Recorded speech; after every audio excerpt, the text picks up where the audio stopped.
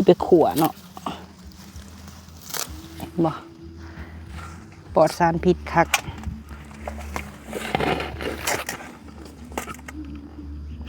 พอแหละเนาะพี่น้องทำนี่นี่ตำถั่ว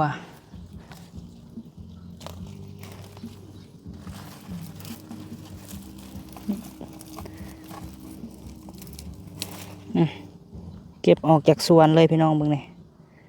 หมากแบบพอดีกินผู้เดียวเนาะเก็บจากสวนเฮามาได้พี่น้องเด้อ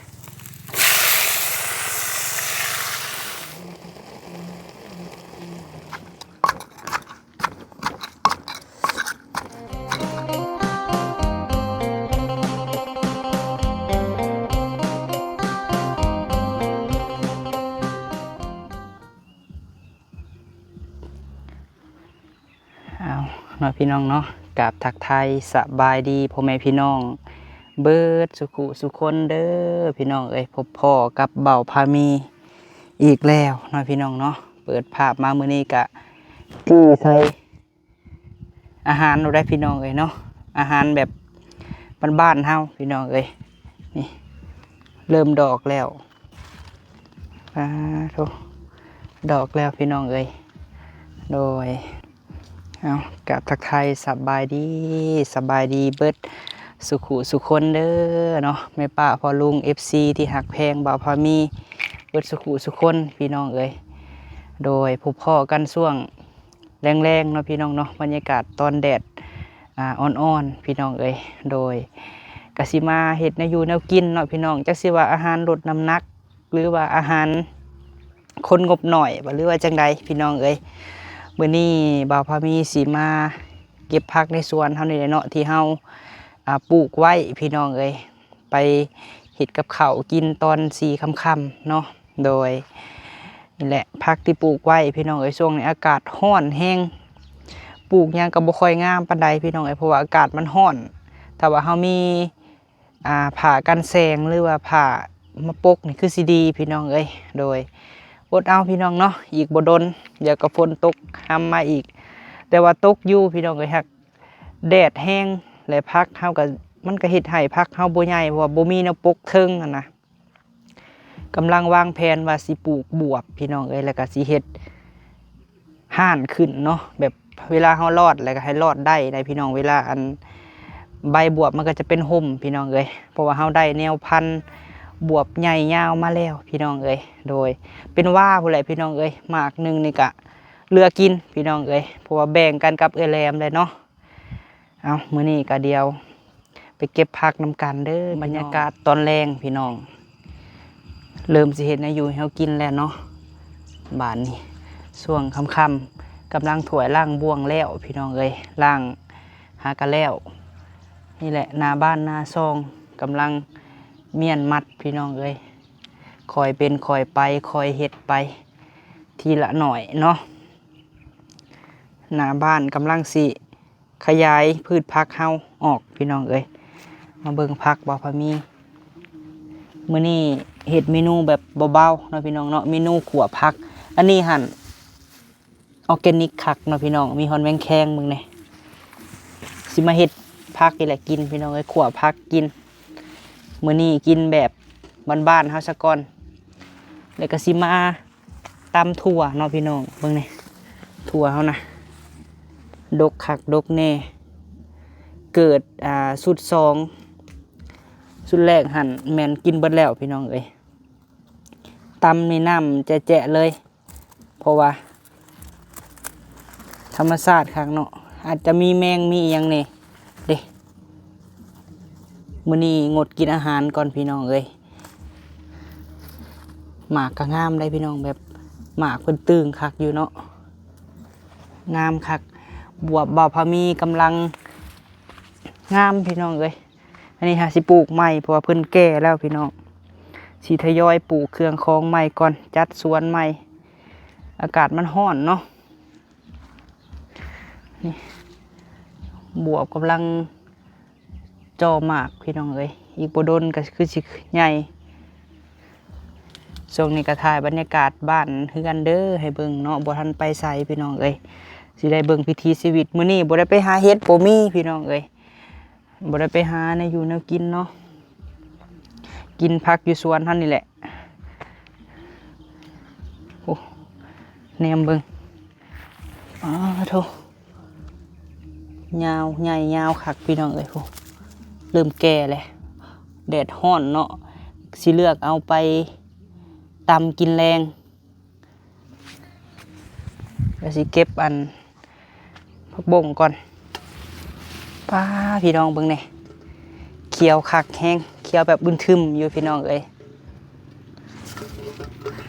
สิมาตัดผักบ่งก่อน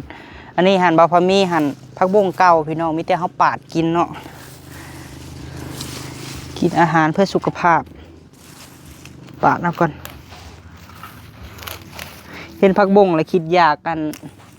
หมูกระทะนะพี่น้องอ่อนคักสิปาดเอาไปขั่วพัดน้ำมันหอยพี่น้องขั่วใส่น้ำมันหอย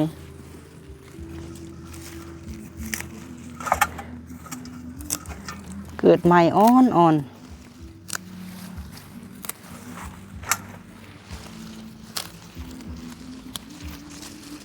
เบิ่งพี่น้องมีแต่ยอดใหญ่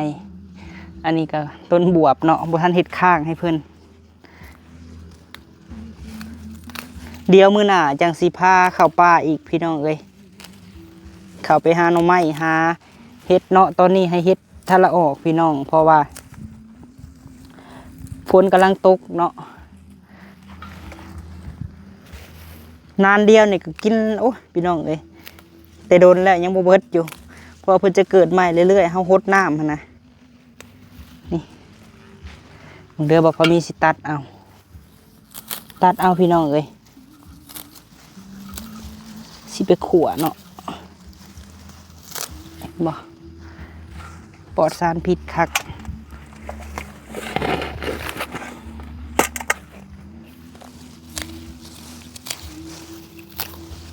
ผักบ่งนี่สามารถกินได้ตลอดเพราะว่าเขาตัดทนายพี่น้องตัดอันนี้แล้วเพิ่นจะเกิดใหม่พอได้กินพี่น้องเอ้ยปลูกบ่ได้ซื้ออยากกินผักก็เอาในสวนเจ้าของสิตัดเพิ่นออกเลยนี่บักถั่วนี่ก็เหี่ยวแท้นี่เบิ่งบ่พอมีสิเก็บเอาก่อนสิไปตำกินหมากแบบยังอ่อนๆอยู่พี่น้องเอ้ยนี่ตำถั่ว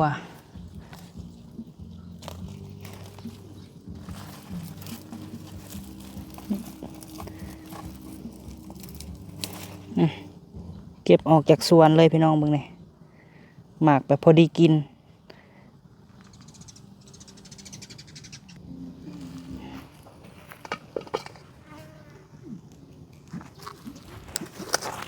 เก็บไปก่อน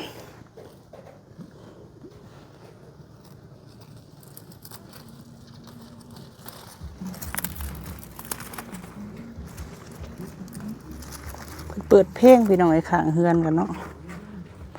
ผักใหญ่ดีถั่วนี่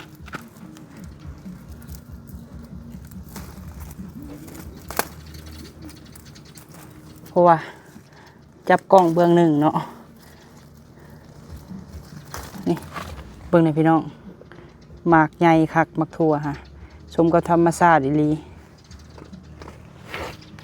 ว้าอยู่ในผู้แห่งลายอยู่ในแห่งลาย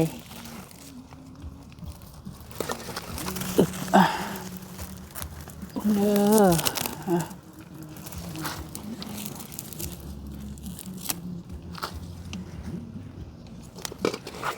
เดี๋ยวไปเอาข้างนั่นก่อน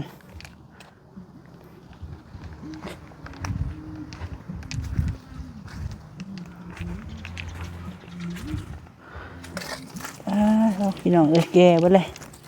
กินน้ำบ่ทันสิได้เอาไว้เห็ดแนวแน่แล้วนี่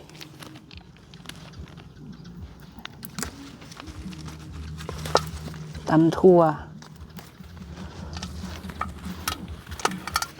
พี่หมาบางยาวๆนึงพี่น้องเกิดใหม่บวบเขาก็สิได้กินแล้วหมากเลยปลูกหลอดใหม่อีกก่อน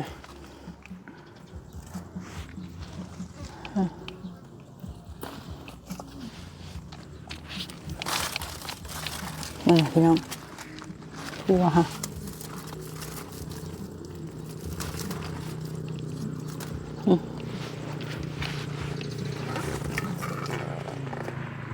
พ่อเลยพี่น้องไอ้ซ้ำนี่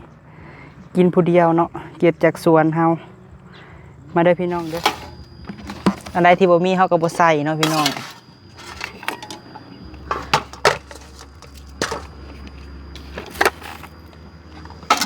กำลังแล้วอันสิมาอันนี้พักก่อน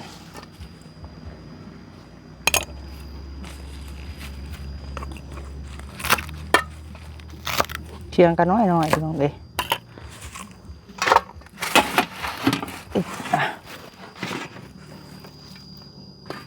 กินผักบ่งมื้อนี้บำรุงสายตา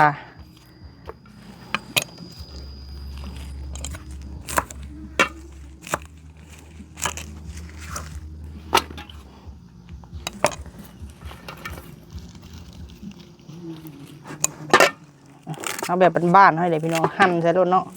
นี่ไม่ต้องพิธีพิธันยังไร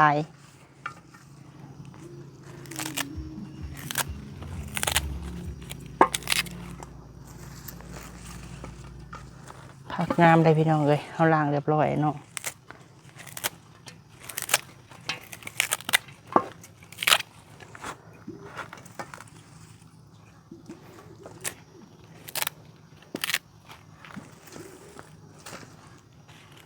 มื้อนี้บ่ได้เข้าป่าพี่น้องดูเพื่อน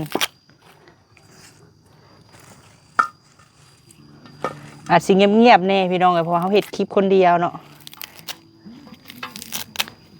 เฮ็ดป้ายพี่น้องเอ้ยขอบบุญขอบคุณเพิ่นเฮ็ดหยังกะมีเพิ่นเบิ่งให้เพิ่นอีต้นพี่น้อง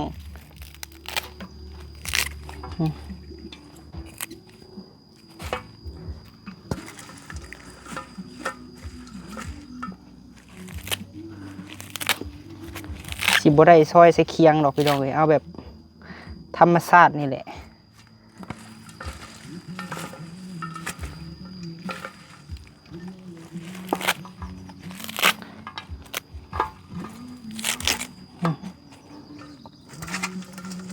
น้องละตี้เพิ่นกับมาเอาอยู่พี่น้องเลยเดี๋ยวมันลายเขาก็กินบ่เบิดท่านนะ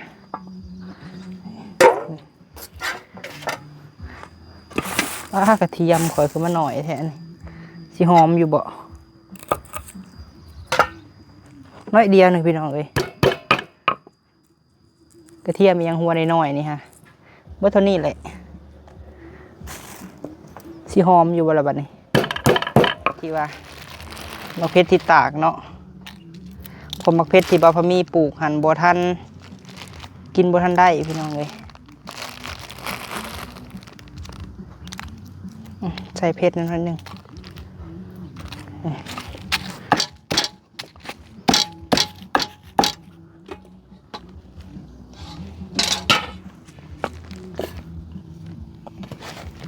หน้าเฮือนเก่ามื้อนี้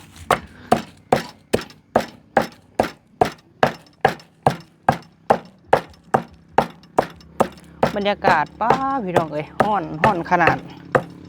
อยู่ลาวเฮานี่ฮะพอมีอยู่บ่มีบนอยู่พี่น้องเอ้ยอาศัยแต่ตูบน้อยนี่ก็ฮ้อนบ่เว้าเลยนี่ฮะเพราะว่ามันบ่มีห่มพี่น้องเอ้ยแดดจนหัวสิแตกแต่ละมื้อมันบ่มีห่มบ่มีอีหยังนะ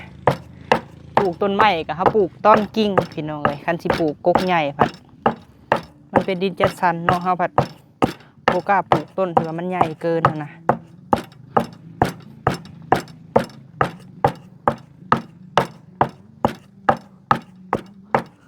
ตามมะเขือก่อน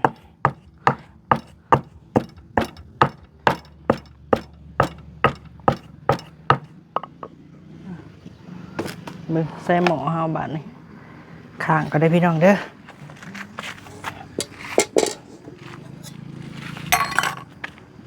น้ำมันก่อน น้ำมันอยู่ซ้ายบาทนี่ตากันใหญ่เกินใส่ก่อน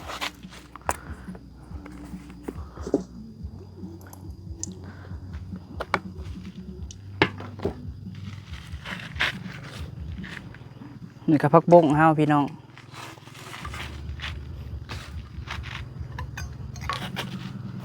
ใส่อะไรป้าพี่น้องเบิ่งเนี่ยกระเทียมเฮานะมันสิหอมอยู่บ่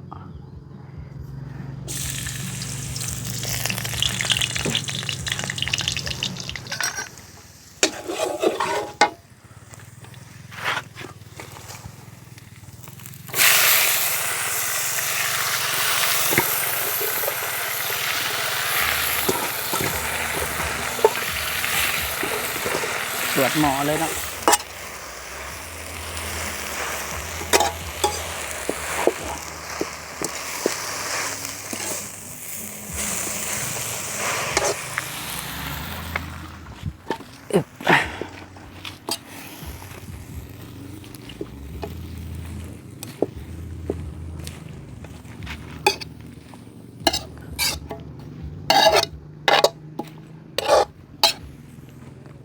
พี่น้องมึงเนี่ยไฟกาวตั้งบ่เป็นใจเครื่องปรุงเฮาใส่เลยพี่น้องเลยมักสำไรกะใส่สำนั่นเนาะอันนี้น้ำตาลกะตามใจหมักพี่น้องเลยใส่เนาะปรุงนัวแบบพอมีนี่สิแหละพี่น้องเอ้ยเนาะยังบ่ได้มีอีหยังคืบหน้าอยู่กินแบบบ้านๆเฮา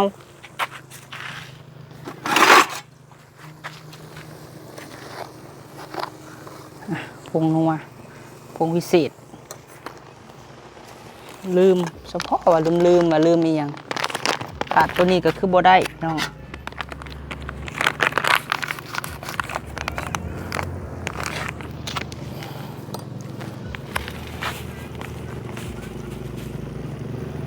ใส่ลงไป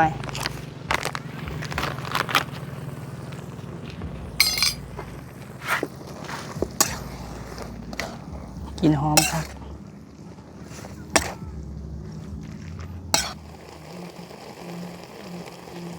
มาพี่น้องเลยเนาะหลังจากว่าแล้วพี่น้องเลยเฮาก็สิมาตำหมักถั่วต่อเนาะเด้อสิใส่จังหน่วยนี่ฮะถั่วเฮาซ้ำนี่เฮาสิใส่ประมาณ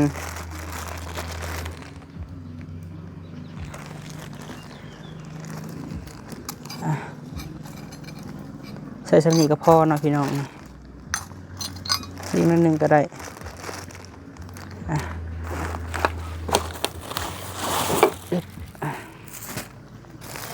กินแบบบาน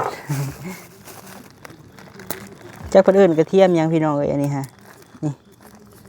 เบิ่งเลยเทียมน้อยเทียมโทนบ่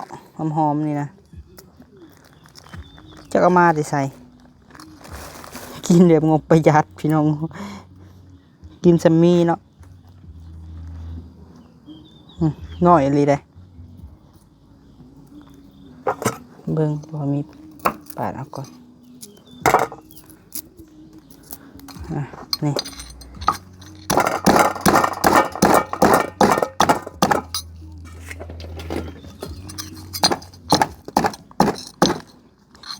เหี่ยน้ำพี่น้องเอ้ยกินน้ำเหี่ยน้ำ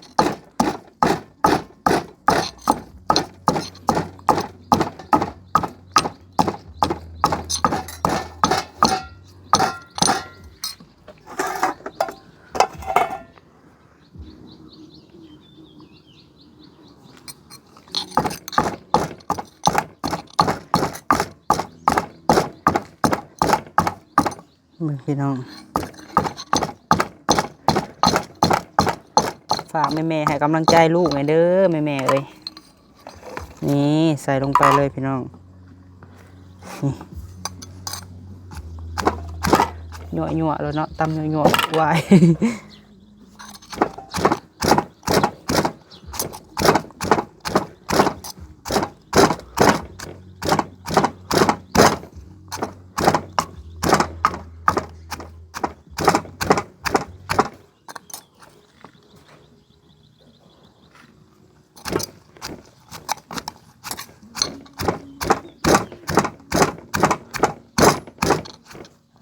เดี๋ยวที่มาปรุงกันพี่น้อง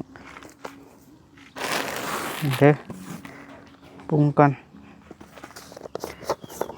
โขกเฮา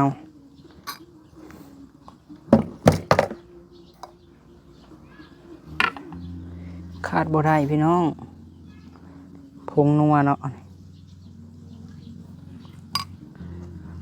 ผงนัวแล้วก็ตามไปด้วยน้ำตาลคือเกาพี่น้องเอ้ยนี่เนาะใส่น้ำตาลหน่อยหนึ่ง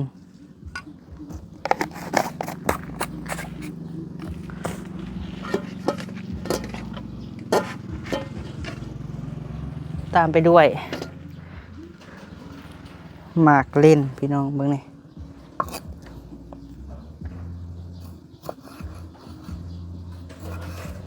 มีสำนีก็ใส่ไปเลยพี่น้องเอ้ย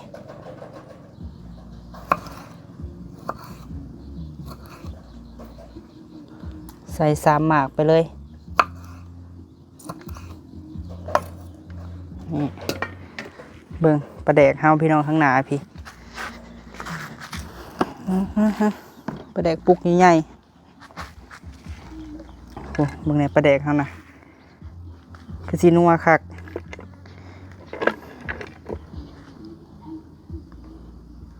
ใส่ก่อนอึบพี่น้องเบิ่งเลยปลาแดกเฮานะโอ้ปลาแดกตำเนาะนี่เอาที่ใส่จะมีเลยพี่น้องเอ้ยเบิ่งนี่ปลาแดกขุ่นๆพอเนาะบ่ใส่ลายมันจะเค็ม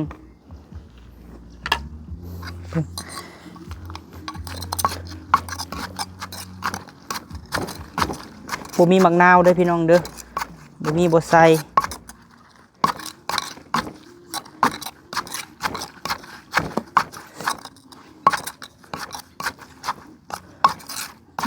ทีละน้ำลายแตก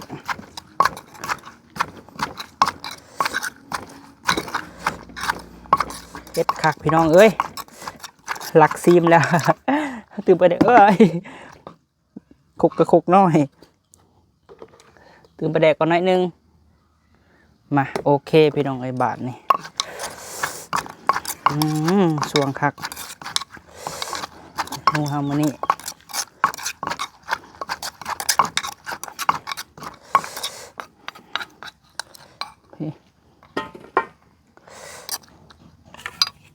พร้อมเสิร์ฟ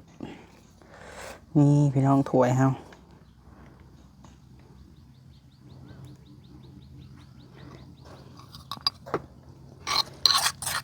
ตำยั่วๆพี่น้อง